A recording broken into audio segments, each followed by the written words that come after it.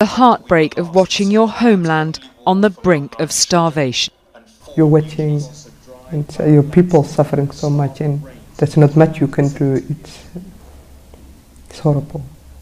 The UK is one of the big donors of support to Somaliland. Is it enough?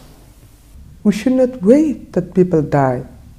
We know this was coming. The signs were already in November. And we are in March. It's 4 months. So one thing I would like to say is it's already too late, but every day counts. Every hour counts. People lost all their animals. Now people are starting to die. And even in November, December, we were saying the situation is very difficult. People are saying it's not a crisis yet. We can't wait till when people die. Do you think people realise how bad the situation is from what you've learned on the ground? No, nothing near. You don't want to imagine how the community is ever going to survive or recover from this, because they lost all their livelihood.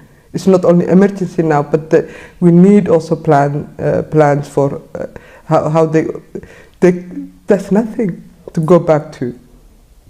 Somaliland went through this crisis just a few years ago, where there was drought and people were suffering dreadfully. How can it happen again?